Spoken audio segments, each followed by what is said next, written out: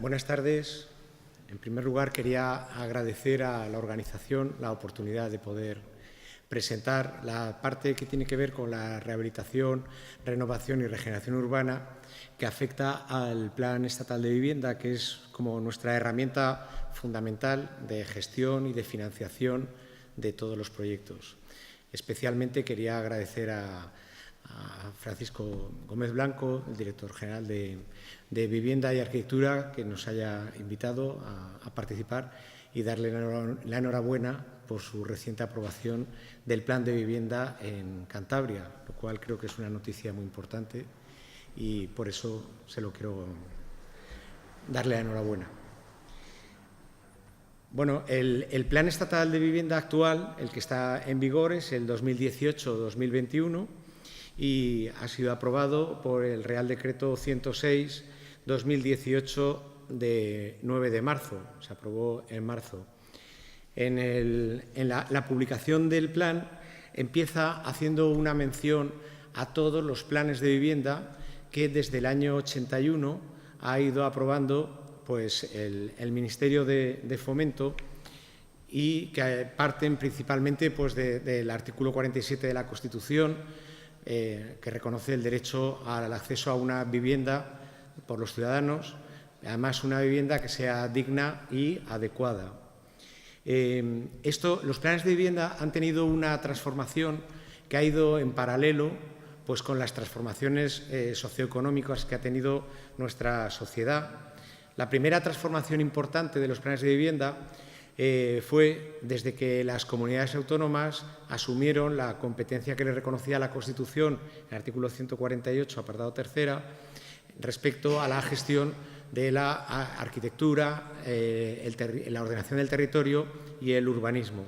Todas las comunidades autónomas asumieron esa competencia como propia en sus estatutos de autonomía y eso hizo también que los planes de vivienda cambiaron el enfoque de una acción más directa que había llevado la Administración Central del Estado a un enfoque más compartido y, posteriormente, prácticamente a ceder el protagonismo en cuanto a la gestión de esos planes y el Estado, a través del plan, lo que hace es dar una financiación con unas medidas concretas. También la política de vivienda en este país, venimos de una política de vivienda en que más que una política de ayuda social, de acceso a la vivienda, era casi como un motor económico del país. El tema de la inversión en el ladrillo se había potenciado siempre y existía un urbanismo muy expansivo que lo que quería era realmente pues, que la vivienda fuera un factor de producción económica y de alguna manera los planes de vivienda inicialmente pues, seguían un poco con esa inercia. En España hubo un cambio muy grande porque en los años 50 había un parque de vivienda en alquiler, la tenencia del alquiler tenía una mayoría sobre la propiedad y precisamente en el periodo preconstitucional ya se favoreció mucho el tema del acceso en propiedad a las viviendas y los planes de vivienda siguieron con esa inercia de que se entendía que la vivienda de protección oficial, la famosa VPO, era algo que en el caso normal era de acceder en propiedad. Por lo tanto, las ayudas se favorecían para la propiedad, tanto en unas ayudas a la entrada como en subsidiación de los préstamos para pagar la hipoteca. Evidentemente, esa evolución ha hecho que el alquiler en España sea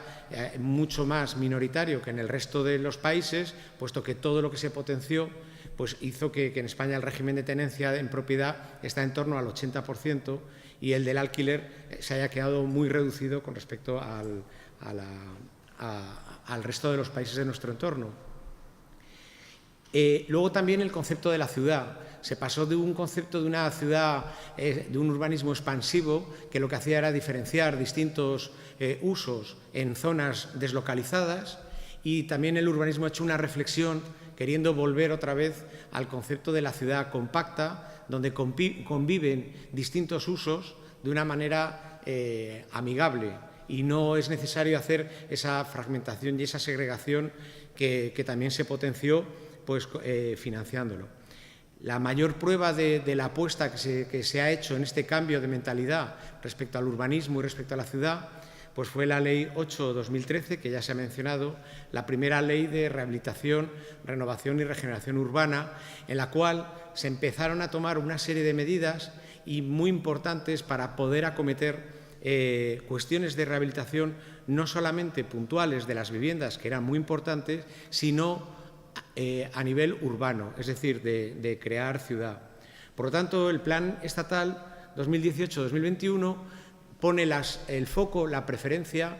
en que ya no sea el acceso en propiedad el principal acceso a financiar, sino potenciar de la mayor manera posible el acceso en alquiler y la rehabilitación edificatoria. De hecho, las ayudas a la compra prácticamente han quedado reducidas al mínimo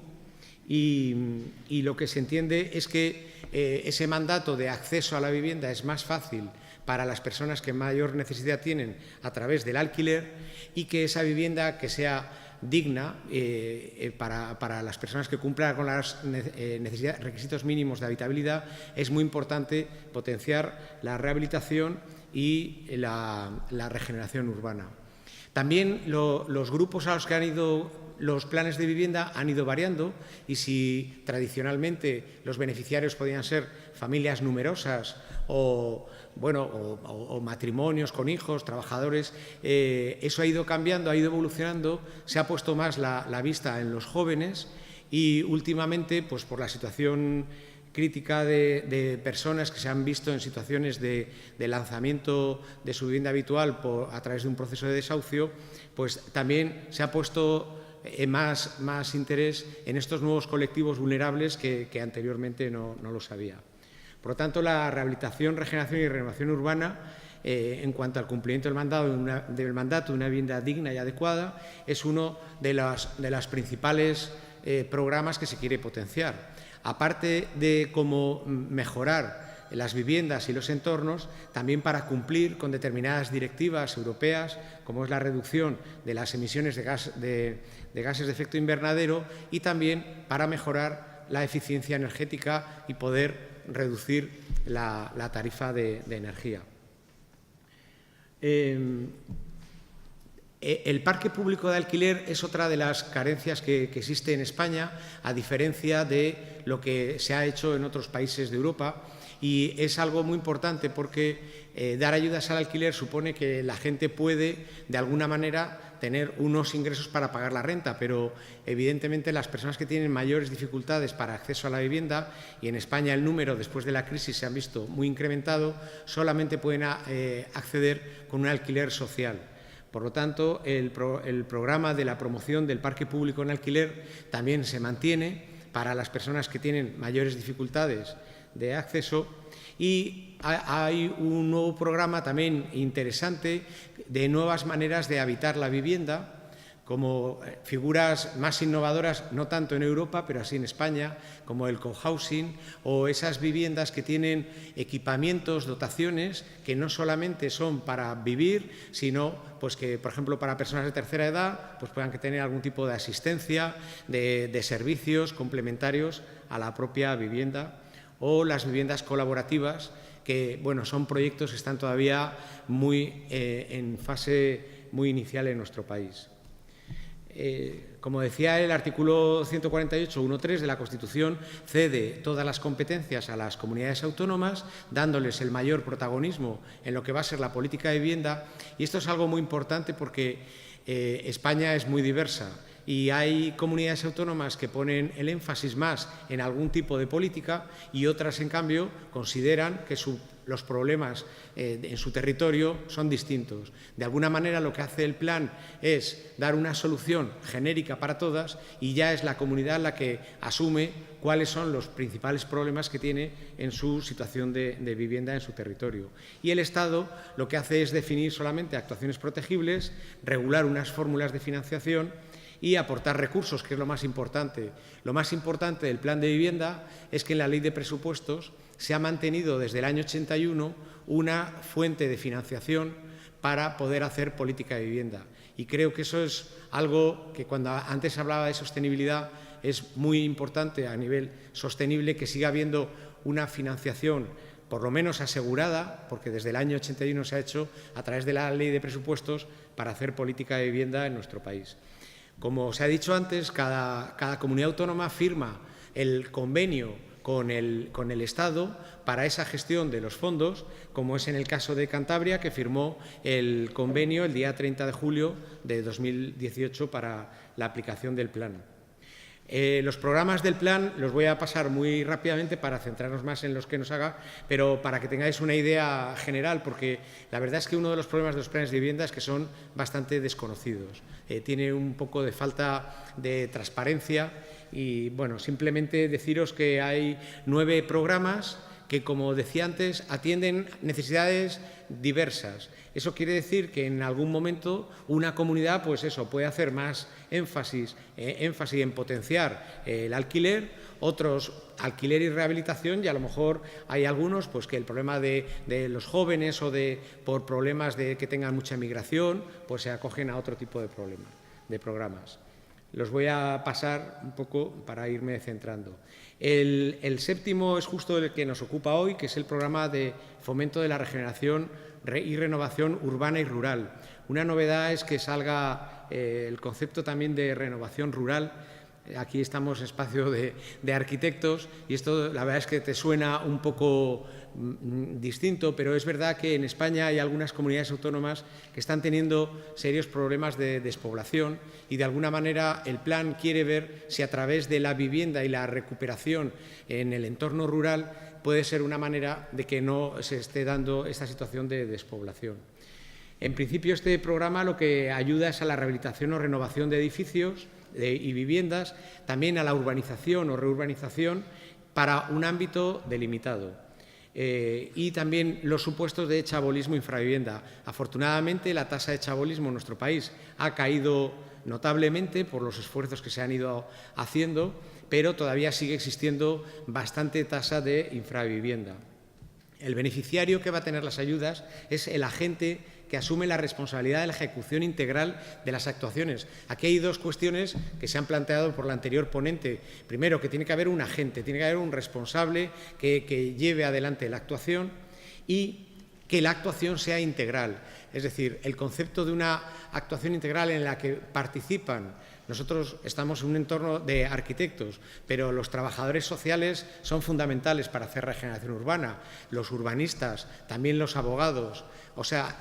un equipo pluridisciplinar es lo ideal para poder acometer estas actuaciones. Yo lo he visto, porque a veces para creer hay que ver. Yo lo he visto en la barriada de las 3000 en Sevilla, donde se nombró a un comisario que tenía el mismo cargo de representación como un consejero y él, a su vez, tenía a personal de las distintas consejerías que se reunían todos para abordar estos problemas. El concepto de rehabilitación integral es un concepto que creo que ha quedado muy claro por la anterior ponente y no voy a profundizar más en ello, pero es fundamental acometerlo esto no como algo de urbanismo o de arquitectura, sino como algo casi social o ciudadano. Los importes de la ayuda, en principio, cuando las viviendas que se vayan a rehabilitar en un área de regeneración urbana llegan hasta 12.000 euros por vivienda y 120 euros por metro cuadrado de local comercial. Es una cantidad que puede ir destinada a distintos objetivos, porque a veces la rehabilitación, como decía antes, puede tener un concepto más estético o de fachadas y en otros casos a lo mejor pues últimamente se están dando bastantes casos porque las compañías suministradoras están obligando a hacer unos cambios importantes de los suministros de la vivienda y a lo mejor pues puede ser una rehabilitación técnica, puede tener muchos objetivos. Cuando hay una renovación o se hace una nueva construcción, la ayuda puede llegar a 30.000 euros por vivienda, que se supone que puede ser una ayuda importante, teniendo en cuenta que cuando hay un área de rehabilitación vamos a contar también con la colaboración de la comunidad autónoma y del ayuntamiento, que van a aportar lo suyo. Y en muchos casos, si también se considera oportuno por parte de los agentes que van a participar, pueden participar también los propietarios, con lo cual pueden regenerar zonas urbanas de manera importante sin un gasto grande, porque van a colaborar las otras administraciones. También para la urbanización hay hasta 2.000 euros por vivienda rehabilitada o construida. En el caso de la de la urbanización, también luego pondré algún ejemplo para ver que está muy abierto. Puede ser desde algo muy básico, como por ejemplo favorecer la accesibilidad, que es muy importante, o hacer equipamientos sociales que pueda necesitar un barrio, etcétera. Los realojos son fundamentales, porque en muchos casos, sobre todo cuando hay regeneración por infravivienda, las personas que tienes que movilizar para poder hacer la renovación, pues hay unas cosas que es muy importante. Primero, intentar mantenerles lo más cerca de donde vayas a actuar. Eso es muy importante. Y contar con fondos para tenerlos. El plan facilita hasta 3 años, 4.000 euros al año por cada unidad de convivencia que vaya a ser realojada. Yo antes les comentaba que hay algunos casos de regeneración que personas que viven en infravivienda y ellos van a ser realojados y están viendo el bloque que se está construyendo y saben que su casa va a estar ahí y que van a ser realojados solamente por un tiempo para luego ya entrar en sus casas nuevas. Esos conceptos de realojo no tienen nada que ver con otros de otras épocas pasadas, que casi realojar era largarles fuera del sitio donde ellos habían vivido siempre. Para los equipos técnicos de oficina de planeamiento también es muy importante, también hay ayuda de hasta 1.000 euros por vivienda. Si fuera un bien de interés cultural, se aumenta estas ayudas con otros 1.000 euros, y también en el caso de que sean menores de 35 años, un 25%, pero solamente en municipios, como decía antes, despoblados. Aquí sería la parte que hablaba antes, rural. Esas cuantías tienen unos límites porcentuales, que el límite porcentual de lo que pone el Ministerio va a ser el 40%. A partir de ahí, ya la comunidad o el ayuntamiento va a decidir el interés que tiene y en función de ese interés de aportar pues hasta lo que se considere oportuno, y también dependiendo del perfil socioeconómico de las personas que vayan a vivir en ese área, pues también hay un porcentaje que pueden poner los particulares. Estas cantidades suben hasta el 75%, pero cuando hablamos de una zona claramente muy deprimida, con una población que está con rentas inferiores a 3 veces IPREM, que más o menos son como unos 22.000 euros al año, y también para obras de accesibilidad cuando hay temas de discapacidad o de mayores de 65 años. Las viviendas de nueva construcción deben tener por lo menos una calificación mínima B del Código Técnico, y al menos el 70% de la edificabilidad tiene que tener uso residencial. Actuaciones subvencionables, pues es un catálogo enorme. El que haya un catálogo enorme es precisamente porque el Ministerio no va a ejecutarlas. Las va a ejecutar normalmente el ayuntamiento, que es el que tenga la iniciativa, con el respaldo de la comunidad autónoma o la propia comunidad autónoma en casos que considere importantes. Las actuaciones pueden ser para las que están en unos programas específicos, no el de regeneración, sino en el programa de rehabilitación, y también en el programa de mejora, que puede ser o por eficiencia energética y sostenibilidad, o por conservación y mejora en la seguridad de la utilización. O sea, conceptos muy distintos, ¿no? Y en cuanto a las obras que pueden ser, pues son muy importantes las de urbanización y reurbanización, de accesibilidad también y de los espacios públicos, y un poco lo que se hablaba antes, me ha parecido muy interesante la ponente anterior, hablando del tema de los temas saludables. Me ha recordado un poco al movimiento moderno, cuando se empezó a hablar en la arquitectura de que las casas se tenían que ventilar, se tenían que iluminar, porque si no las casas matan, las casas son muy peligrosas, y hay que hacer también esfuerzo, pues como pueda ser, por ejemplo, la eficiencia ambiental con el tema del agua potable, del riego, el consumo de agua, la gestión de los residuos que se haga, etcétera. Ahí el abanico es muy grande, y todo esto se va a centrar en cada actuación en lo que va a ser un acuerdo. El acuerdo lo presenta la comunidad autónoma con quien haya considerado que va a ser el agente, si no es ella misma, y lo va a firmar con el Ministerio, para tener esta línea de financiación dirigida a estas prioridades. Como decía, bueno, yo las cuantías, la presentación la voy a dejar aquí. Aparte, os he enseñado el boletín, están ahí, y no quiero tampoco aburrir mucho dando temas de cuantías. Lo que sí es cierto es que en la regeneración urbana se asumen las mismas cuantías que se hace cuando se hace una rehabilitación aislada para una vivienda o bloques de vivienda, y también las que se hacen para la seguridad en la utilización o la accesibilidad. Lo que pasa es que es un poco largo y lo voy a... Bueno, respecto al presupuesto, como os decía, lo más sostenible es que la Ley de Presupuestos siempre ha tenido una partida para hacer política de vivienda y sigue estando, y que a partir de los convenios de colaboración y para la gestión del plan de vivienda lo firma con cada comunidad autónoma, y en principio para estos 4 años todos los planes, menos el primero que fue trienal, siempre han sido cuatrienales, por eso es el 18-21. Para este año, para este plan, se cuenta con una dotación de 1.443 millones de euros, que evidentemente es una cifra que puede quedar corta, en algún caso puede ser suficiente, pero es verdad que desde la situación que hemos pasado en España, desde el 2011-2012, pues es verdad que el gasto en este tipo de políticas se ha visto muy reducido, pero al menos la partida sigue estando, y es lo que creo que es fundamental. Y he traído algunos casos un poco para ver diferentes posibilidades. He traído alguno que se ha centrado más en la cuestión de la rehabilitación, otros más en lo que sería la renovación, como bloques nuevos de viviendas, y también ya de regeneración urbana, en los cuales ya es un salto de la rehabilitación a la regeneración, que es nueva,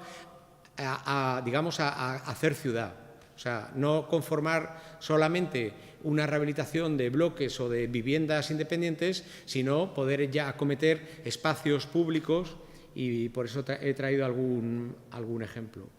Con respecto a la rehabilitación, me parece muy importante porque hay una tradición rehabilitadora muy importante en la ciudad de Toledo. Como sabéis, es patrimonio de la humanidad, y la ciudad de Toledo firma acuerdos normalmente dirigidos a la rehabilitación de viviendas y algo digamos, en las calles, pero siempre es una rehabilitación de un espacio muy protegido en todos los sentidos, y las posibilidades que tienes de intervención están muy reducidas, y el equipo que está ahí conoce cuáles son sus posibilidades. Normalmente los acuerdos que se hacen, por ejemplo fue de mayo del 2015, era para rehabilitar 87 viviendas en el conjunto histórico de Toledo, y como podéis ver, pues el Ministerio financia 1 millón de euros, la comunidad autónoma pone 298.000, el Consorcio de Toledo, que va a ser quien va a tomar la iniciativa de esa rehabilitación, asume una cantidad importante y deja una pequeña cantidad para que los particulares también, que eso ya el propio consorcio pues va a ver la capacidad económica de cada particular, pues para ver un poco, poder graduar las ayudas. En este caso, este acuerdo era para 2 años, y el tipo de obras que se acometen, pues a mí me sorprendió mucho, porque es una ciudad que lleva muchos años rehabilitando y conservando la ciudad. Entonces tienen una parte que podría tener una crítica como de estética o no sé, o un poco de escenografía, pero que es muy importante para ellos para recuperar lo que es el sentido del casco histórico de la ciudad de Toledo, ¿no? Como podéis ver, es una rehabilitación muy respetuosa en cuanto a los materiales, al uso de los materiales que se van a hacer, de no hacer ninguna alteración. Muchas veces son edificios que están protegidos íntegramente, es decir, no pueden variar ni la distribución interior para acometer una obra, a lo mejor de un patio o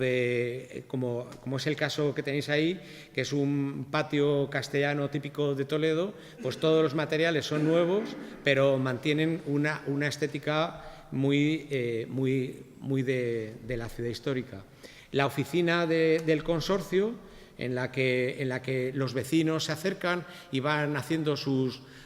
documentación administrativa para irse incorporando,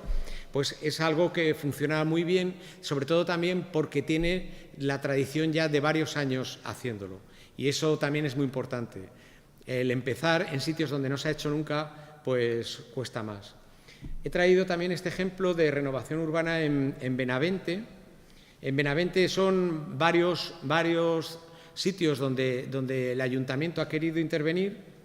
y también hay un acuerdo del Ministerio, de la Comunidad Autónoma y el Ayuntamiento. En este caso los particulares no figuran porque los sitios que han elegido la capacidad económica es prácticamente nula de los vecinos a los que van dirigidos. En el caso de la izquierda podéis ver las viviendas donde estaba la ropa tendida en esa calle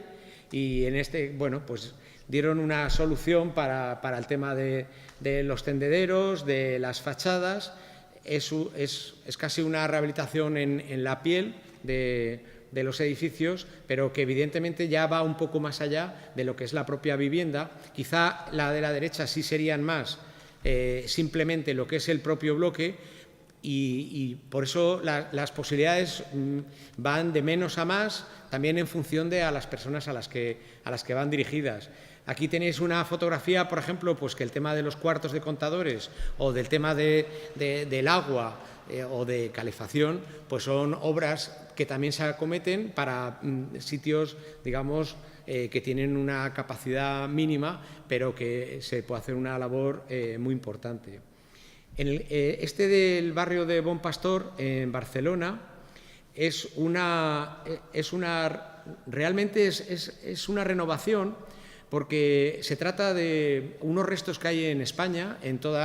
por toda España, que se llamaban las casas baratas, o también viviendas que se hicieron en el antiguo Ministerio de la Vivienda, el Instituto Nacional de la Vivienda, que todas en principio eran proyectos que se llamaban como provisionales o hechos de autoconstrucción, pero que después de 50 o 60 años siguen ahí. En este caso también los particulares sí van a aportar una parte, y es un ejemplo que me gusta mucho porque se ve en primer lugar en el antes esas casitas que posiblemente se las harían ellos porque eran personas que llegaban a la ciudad de emigrantes de España, y construían las ciudades, y luego en la acera de enfrente, a medida que van demoliendo bloques enteros de esas casas baratas, van construyendo las viviendas en las cuales ellos saben que van a ir. Si tienen alguna capacidad adquisitiva, les financian el 70% del coste de la vivienda para que puedan tener su vivienda en propiedad, y en el caso de que no tengan ninguna capacidad, pues se van a quedar con un contrato vitalicio y con una renta social. Y por renta social entendemos 65, 70 euros. Este otro caso es en Tamaraceite, en Canarias. En el barrio de Tamaraceite, como podéis ver, también serían dos actuaciones distintas. En una se hace una demolición completa del suelo y se construye un edificio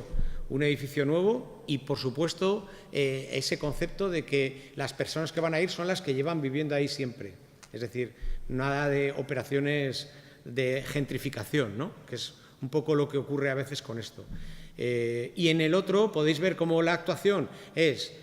bueno, se considera que esas viviendas sí se pueden rehabilitar, porque muchas veces lo que ocurre es que el mal estado lo que aconseja es demoler todo y construir el bloque entero, y en otros, en cambio, se considera que haciendo una rehabilitación va a ser suficiente. Y el barrio de Simancas, en Gandía, es un ejemplo ya de regeneración urbana, porque no solamente se han conformado con